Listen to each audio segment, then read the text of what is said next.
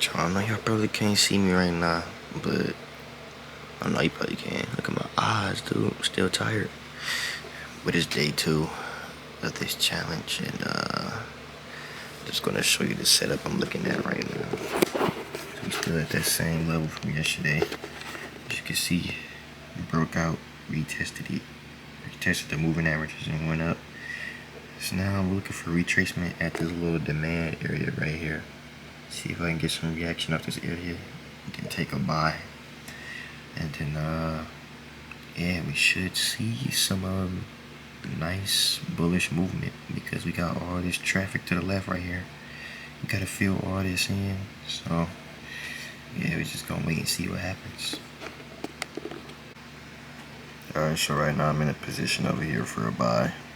It's a very small position. It's like a 10-cent lot. So, oh, I didn't mean to do that. What am I doing right now? Yeah, it's a 10-cent lot. So if I lose this, it'll be like $15 or so. Yeah, like $15 or so. So as this trade goes into my favor, I'll be going to the smaller time frame and add more positions. So I'll update y'all with this little trade. Just a small little update. We up $16, just about. Yep, still going. I think I might just take my bread once it started breaking this high, just so I could just secure some money and get my money back. But I'll let y'all know what happens. Alright, so not even like 5 minutes later, I did secure the bread, but I still am down $3. But the only reason I kind of secured it is because I'm looking at the daily, and it's just like kind of like a mini resistance area it's in right now, so ain't no telling what it will do. And on the 5-minute, it is kind of like wicking. I don't like how it's wicking a little bit, but most likely it will push up to at least this 4-hour zone I have marked up right here. Then they see you have this 50 EMA right here, so it could tap off that, come back down, but who knows, man. These markets can play a scary game. And alright, so my camera died, so I'm just gonna use my phone real quick. But like I was saying, set this 4-hour level and it could hit this zone. Maybe it's gonna hit this zone, probably react off this 50 EMA. If it goes above the 50 EMA, I'm for sure gonna buy it again. But if it stays below, start weakening out, I might enter some sales. But like I said before, it was this this daily area, this little resistance line. Well, it can't be a resistance zone, but I just didn't draw it out yet.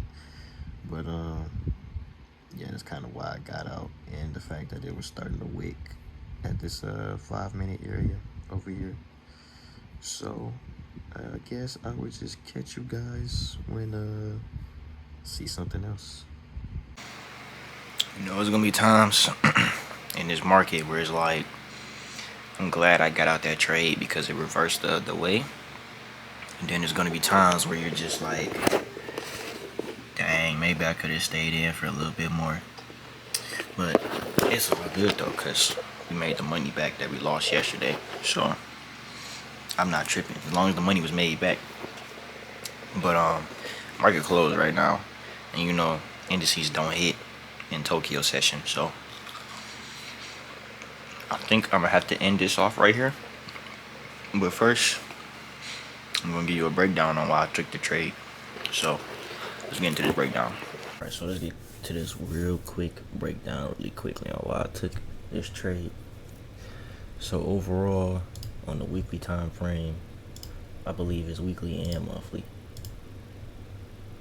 Yeah, just about weekly and monthly.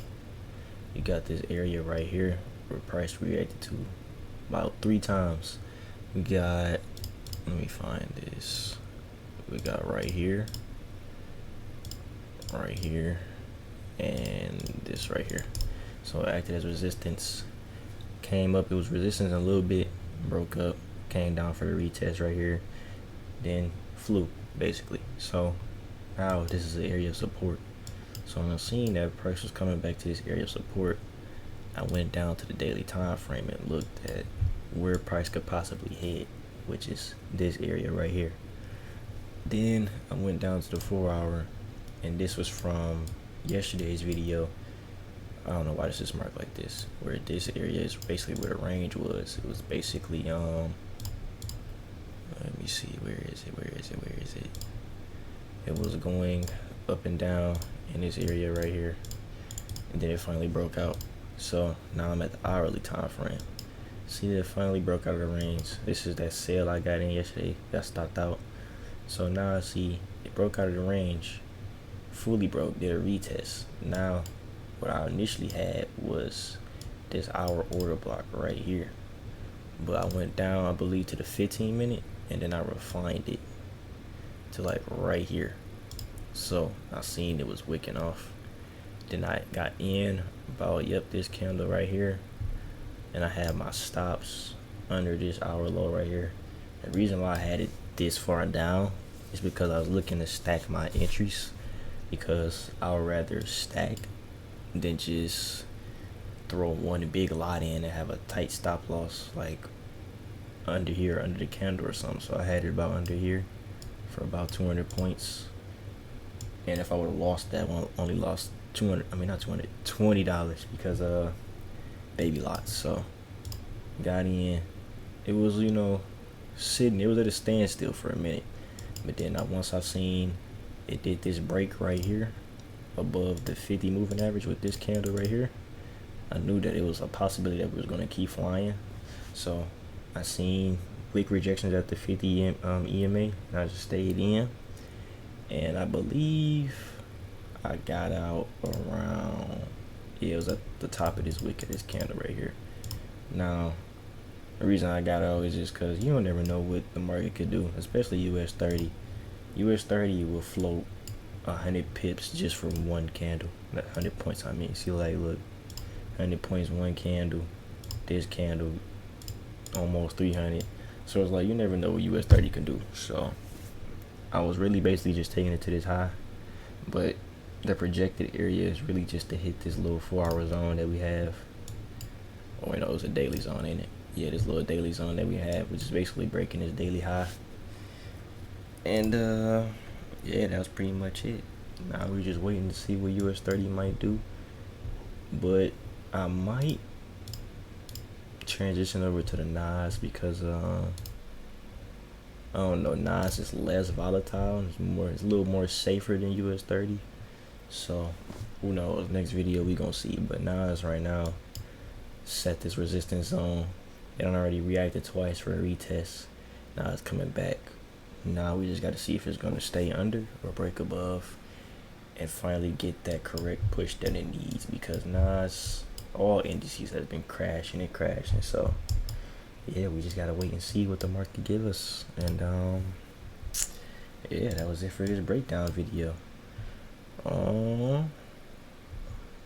it's pretty much it. I ain't gonna lie, ain't nothing else to discuss. If you're watching this video and you trade, just look out for NAS and look out for US 30.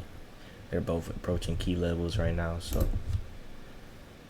hey man, like the video, comment, subscribe, and happy trading, I guess. I'm up out of here.